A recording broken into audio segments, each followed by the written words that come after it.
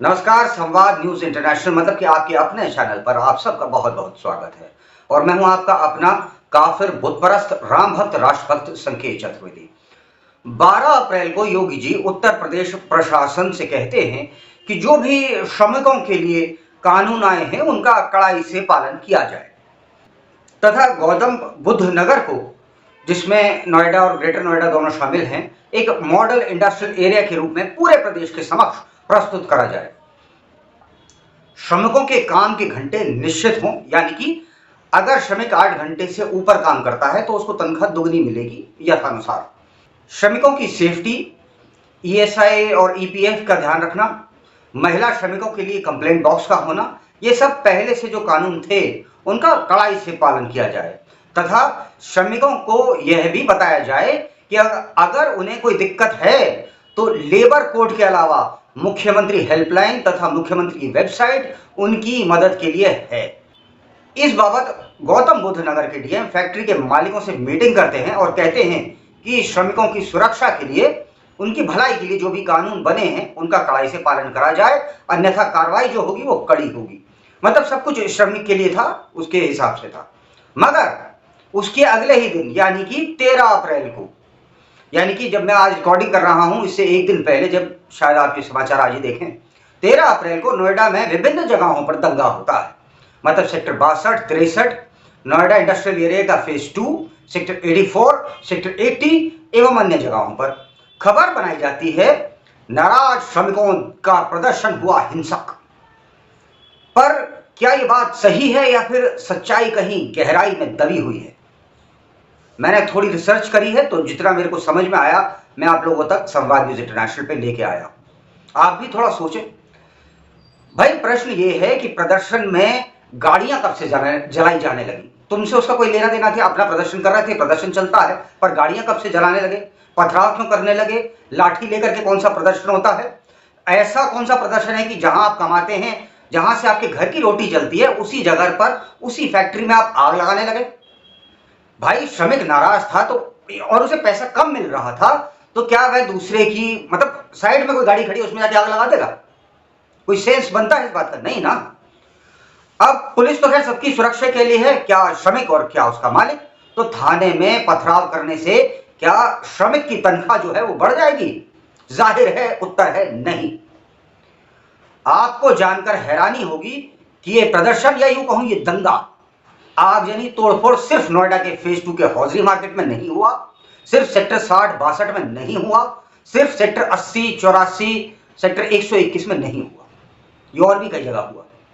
13 अप्रैल को श्रमिकों के नाम पर ऐसी हिंसा फरीदाबाद के सेक्टर 25, सारा सराय ख्वाजा गांव कोई है, वहां सेक्टर 37 फरीदाबाद में भी होती है। कमोवेश ऐसा ही दंगा, ऐसी ही भीड़ का जुटना गुड़गांव के मानेसर में भी होती है। तो जरा सोचिए, इतनी सारी भीड़ दिल्ली के आसपास नेशनल कैपिटल टेरिटरी में कौन मोबिलाइज कर रहा था?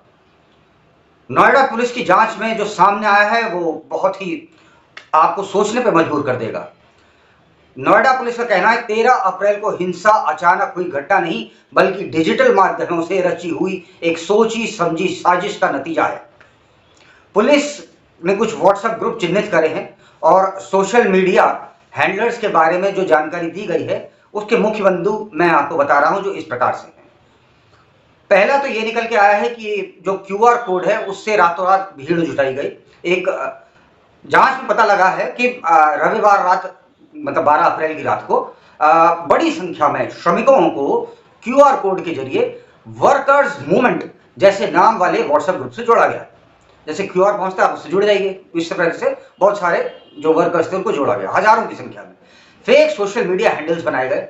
नोएडा की पुलिस कमिश्नर लक्ष्मी सिंह जी का कहना है पिछले 3-4 दिनों के भीतर ही 50 से अधिक ट्विटर पर और अन्य सोशल मीडिया अकाउंट बनाए गए थे। इनका उपयोग विशेष रूप से अफवाहें फैलाना होता था। अब अफवाहें किस प्रकार की? कि पुलिस फायरिंग में 12 जो श्रमिक हैं वो मारे गए, मौत की झूठी खबरें। पुलिस ने सोशल मीडिया पर भ्रामक जानकारी फैलाने के लिए आरोप में ट्विटर के 2 प्रमुख हैंडलर्स मीर इलियास और अनुश्री तिवारी के खिलाफ एफआईआर दर्ज की है। इन पर 14 लोगों की मौत और कई लोगों के घायल होने की झूठी खबरें, सरासर झूठी खबरें शेयर करने का आरोप है। जांच अधिकारियों को संदेह है कि इस पूरे अभियान को किसी कॉल सेंटर जैसे सेटअप से नियंत्रित किया जा रहा था। इसमें 50 से अधिक संदिग्ध बॉट्स का भी उपयोग किया गया है। भड़काऊ संदेशों को तेजी से फैलाया जा सके और उत्तेजित भीड़ को इकट्ठा किया जा सके। अब उत्तेजना में आदमी सुनता तो किसी के है नहीं, तो पहले उसको उत्तेजित करो, उसको इकट्ठा करो, उसके बाद में तोड़फोड़ चलती रहेगी। ये उद्देश्य सरासर लग रहा है। ग्रुप चैट्स में प्रदर्शनकारियों को मिर्ची पाउडर लाने तक के और हिंसक विरोध जारी रखने के लिए उकसाने वाले संदेश पाए गए।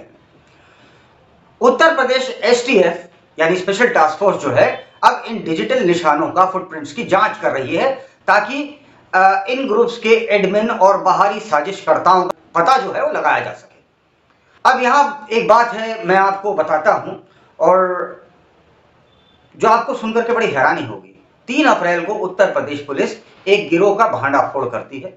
उसमें कुछ लोग जो थे ना, वो बड़ा अजीबो गरीब सा अपराध करते थे, बड़ा अजीबो गरीब सा, आपने कभी सुना भी नहीं होगा। वो लोग करते ये थे कि भाई कोई गाड़ी खड़ी हुई है या कोई घर है, उसमें आग लगा दो, उसकी वीडियो बनाओ। वीडियो बनाने के बाद में उसको जो वीडियो है वो वीडियो आप भेजो पाकिस्तान में उनके हैंडलर्स थे, उसको उन लोगों को जो ये काम करते थे गाड़ी में आग लगा देने का या घरों में आग लगा करके भीड़ इकट्ठी करने वाला, उन लोगों के पाकिस्तान में कुछ हैंडलर्स थे।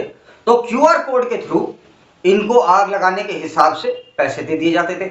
और भाई अब जैसे हिसाब से नोएडा में आग लगाई गई, फरीदाबाद में जो हुआ जैसी भीड़ जुटी, तो ये तो बहुत बड़ा मामला हो गया। तो ये बड़ा अजीबोगरीब सा मतलब आया। उनको कोई बम फोड़ने के लिए पाकिस्तान पैसे नहीं देता, बस केओस क्रिएट करो। और केओस कहां क्रिएट करो? जहां पर भारत की राजधानी है उसके आसपास। तो ये बड़ा गंभीर मामला है, बड़े सोचने का है। उत्तर प्रदेश के श्रम मंत्री हैं अनिल राजभर। अनिल राजभर जी ने भी कहा है कि इसमें पाकिस्तानी एंगल हो सकता है, उसकी जांच चल रही है। खैर, अभी पुलिस जांच कर रही है, आगे देखते हैं क्या होगा। जो कुछ भी होगा मैं आपको बताने के लिए जरूर आऊंगा। अगर आपको मेरी बात में ये लगे कि हाँ मतलब कुछ दम है, कुछ अलग हट के न्यूज है, कुछ ऐसा है जिसे आप सुनना चाहें, तो आप मुझे सब्सक्राइब कर लें। आपने यहां तक सुना, आपका बहुत बहुत आभार।